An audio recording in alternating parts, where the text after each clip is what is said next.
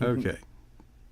All right. Welcome all those watching on YouTube. We finally got you turned on. You missed the intro, but Andy has joined us from North Carolina, where he is the pastor of the Mount Zion Baptist Church, where PJ Net will be holding our first annual or whatever, maybe more often, who knows, the Christian Expo. And I have to tell our audience that Andy has been, without him, I can assure you that it would not have happened. And Andy's church has opened their doors. And Andy, you've only got three jobs, so you needed something extra to do. So I thought I would kind of throw this on you, but you've shouldered it. Um, what are your three jobs? Oh, I'm a pastor. I'm Uh an huh. author Uh huh. and a literary agent. Okay, and a father But and a then husband. that's not counting father, husband, friend, son, brother, uncle. Um, and I have not mentioned it in our promotional material, but one of the things that I'm so impressed with at your church is that this church with, what do you run on Sunday, about 200 or less? Yeah, it's well, I mean, it's growing.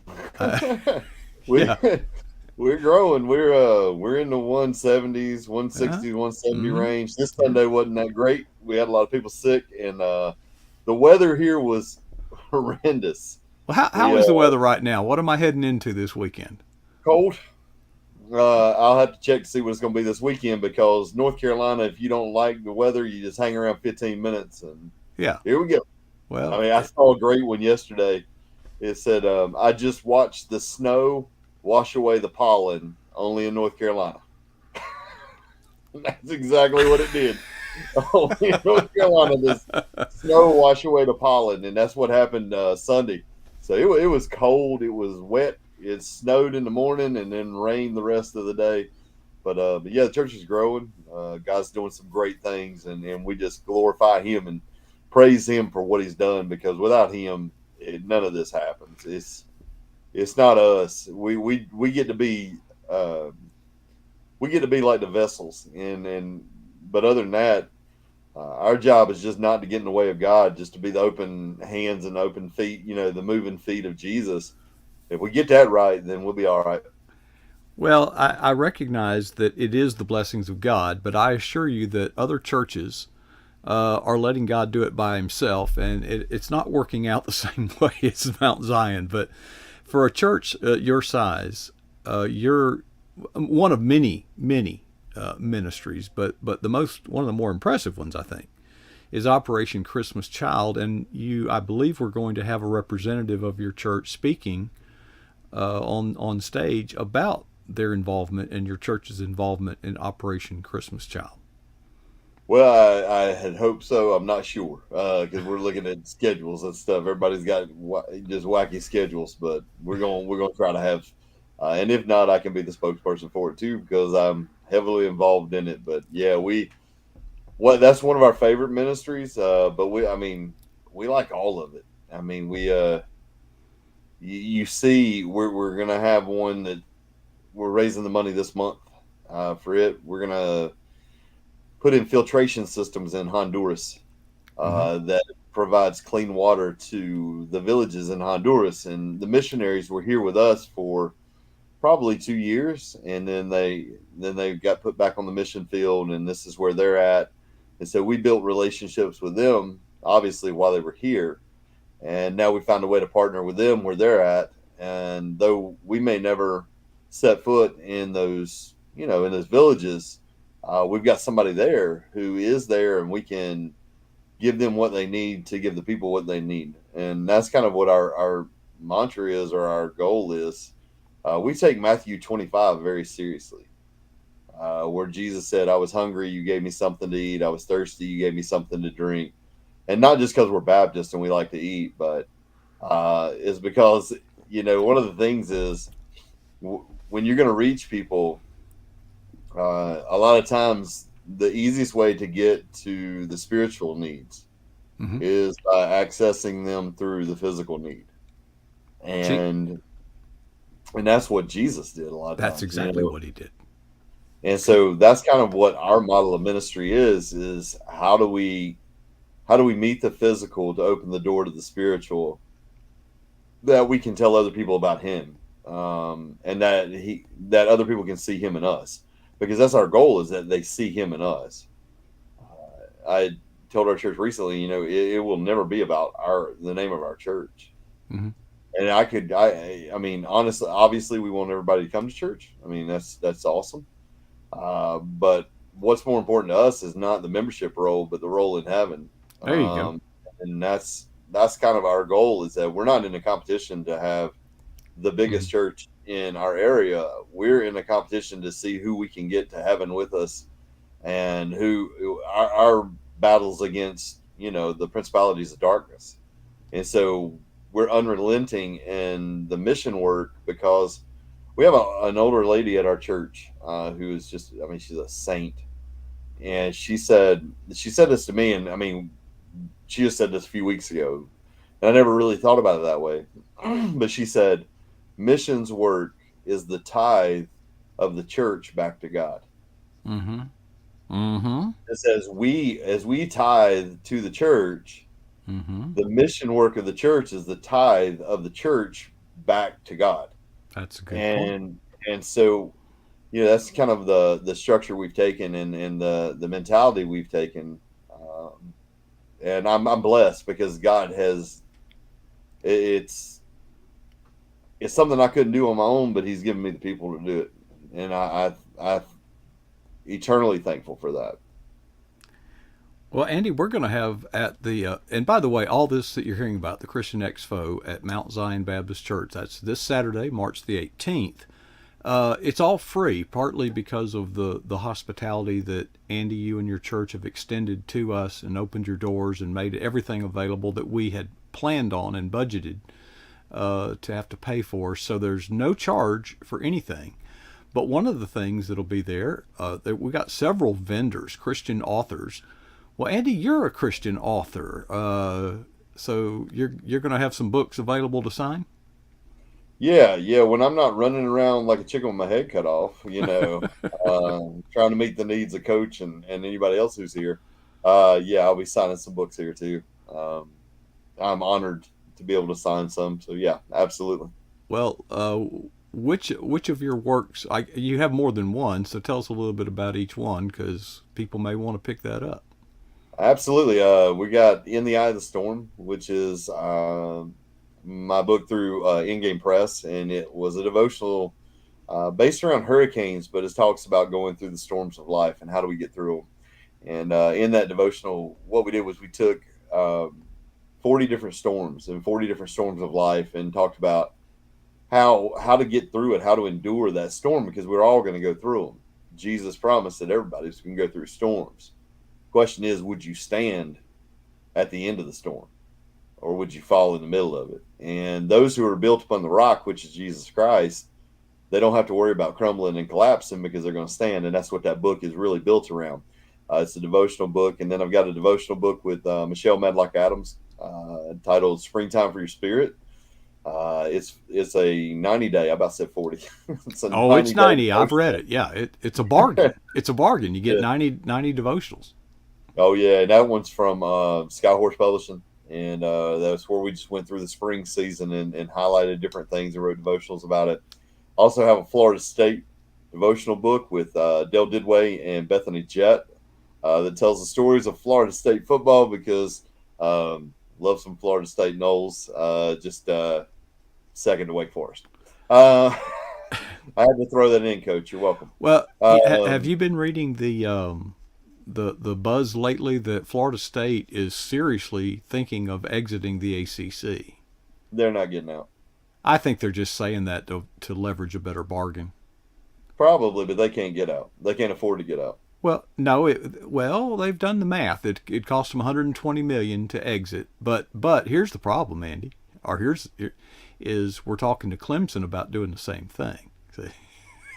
They are. Clemson's in a better shape to do it than Florida State is. Florida State's athletic department is about half broke, so Well, uh, we had a few lean years there, you know. it don't worry me when Florida State says they're going to do it. Now Clemson, that's a different story. Yeah, but But you have to look at who owns them too. So that's the thing, and it makes no sense for ESPN to do that. ESPN owns both. They own the SEC, they own the ACC. It makes no sense for ESPN to take the top dogs of the ACC and move them over to the SEC, yeah, even if that's what those schools want. What's going to happen is ESPN is going to come back with a better offer. I They're think going to that have to. that's what it's about because they set that up to where all the teams share equally in the television, royalties, and Yep. all the other conferences they have a less. It's not an equitable. The people that bring in the money get a larger share than the people that don't. And I think all this buzz, and it's pretty. If you live down here, you'd see it. Yeah. I said all along. I said that's just leverage to get a better bargain. And I think Yeah. that's what, and hopefully they'll work things out because the SEC doesn't need any more teams, really. You know, No. um, No. it's that time of year, so that well, it's the buzz, and It um, is. but FSU's sort of your step, what sort of your cousin, Wake Forest, but you've always had an affinity for FSU. Why, Bobby. Bobby Bobby Bowden. Bowden? Yeah. I was new into writing in the writing world and was writing for an online Christian magazine. And uh, I was, I wasn't even known. I mean, I'm still not, but I wasn't known then, really. Uh, but what happened was I was writing for this magazine, and they wanted to do like profile pieces, and I thought, man, how cool would it be to interview Bobby Bowden, And so I sent a message to him uh, through his agent or whatever, and the next thing you know, he accepted it, and he didn't have to do that. I mean, he one of the greatest of all times, and he didn't have to give me 30 seconds, Mm-hmm. and he gave me over 30 minutes, and we talked about faith, we talked about family, we talked about football, but Bobby wanted to make it all about faith, and when you hear Coach Bowden talk about his faith, it moved mountains, and the impact he had, and then in turn, that led to me getting to interview Mark Richt, Mm-hmm. who had been the offensive coordinator, and then later the coach of the Georgia Bulldogs. And then when you hear how Mark Richt talks about Coach Bowden, Mm-hmm. was it was humbling to hear because Coach Bowden had led him to the Lord, and the thing was that although Mark Richt went, to Georgia, which was he needed to take that step in his career, he never forgot what Bobby Bowden did for him. And so for me, and I ended up interviewing Tommy and Terry Bowden, Mm-hmm. uh, and for other pieces, and just that family to me has a special place in my heart because they get a million of these requests, and to be sure, many, many, many of them are turned down. But the Lord allowed for me and Bobby Bowden to connect, and then and then Bobby Bowden did some great stuff for my church. I mean, he signed some stuff for an auction we did to help us raise money, um, and then his boys being who they are, Mm-hmm. it just meant a lot to me, and so I've always been a fan of theirs Well, as long as they awake. there's a theme here that resonates because when you were literally just getting started, I mean, you were nobody, you had nothing really to offer. Bobby Bowden, when you reached out, he responded, and I'm thinking about the nobodies. I'm reminded of the story of the 2 fishes and 5 loaves. We don't know that young man's name. Yeah, Well, that's because he was a nobody. See? And one of the most important events in all of history was the birth of Jesus. Well, to announce the birth of Jesus, God sent an angel. Did he send that angel to the aristocracy? Well, no. no, How about to the government officials? No. No, he sent word to three lowly shepherds. What were their names? Nobody knows. They were nobodies. And But and that's the thing. The great thing about it is that the one who knows your name is the only one who needs to know your name, and that's the Lord. And he's coming. He's coming and working because of a person's heart. Their story is their heart. A young boy willing to give up, his picnic lunch. well, Uh, I and think the shepherd. we struggle with the idea that we are somebody to God. I hear people say things, these theological platitudes. If you need to find your identity in Christ and all that. Well, that's kind of lofty for me.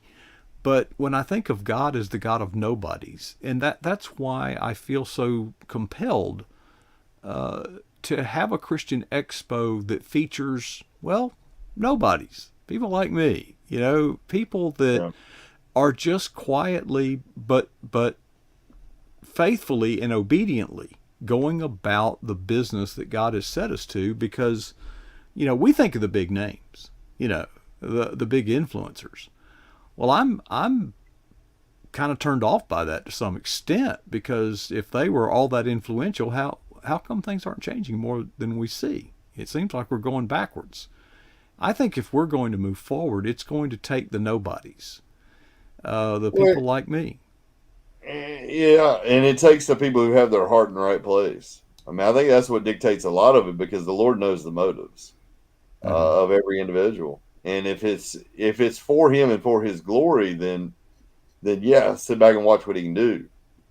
Too often, even in uh, even I hate to say this, but even in Christianity, um, yeah, well, the Lord's name may get tossed about, but it's never about Him. It's about the show. It's about the individual. It's about look at me, look at me, look at me. And if that's the mindset, which is a worldly carnal mindset, but if that's the mindset that we approach ministry and life with, and how can God bless that?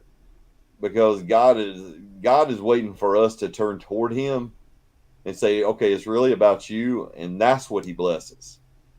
He doesn't bless the arrogant. He blesses the humble. He humbles the arrogant, but He exalts the humble.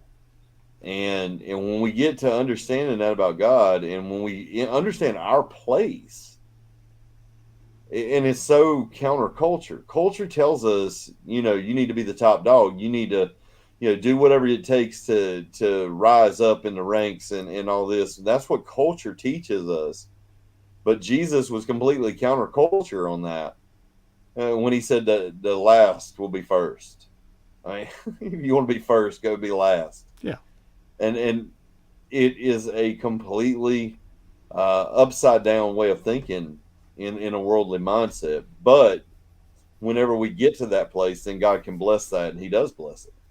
Well, you said a lot that God knows our motives, He does.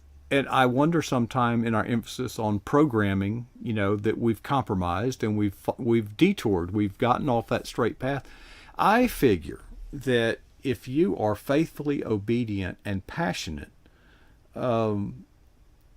those are the things that God has blessed. I don't, He knows our hearts, and I think that there are so many Christians out there that have such potential in ministry, but they're afraid of failure because they measure failure by a secular, even pagan standard. How many views you get on YouTube, or how many friends you have on Facebook, or how many followers you have on Twitter.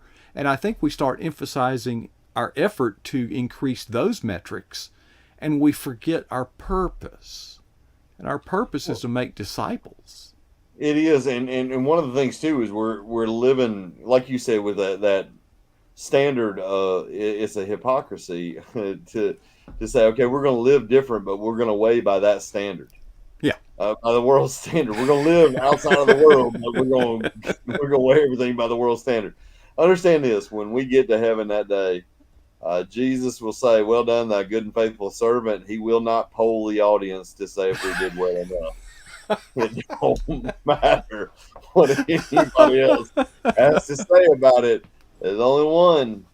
There's one who what it matters who what he has to say about it. He's not gonna poll everybody else in line and say, "Hey Ralph, do you think you done well enough?" No, the Lord will say, "Yes, you did well," and that's the only one we're living for.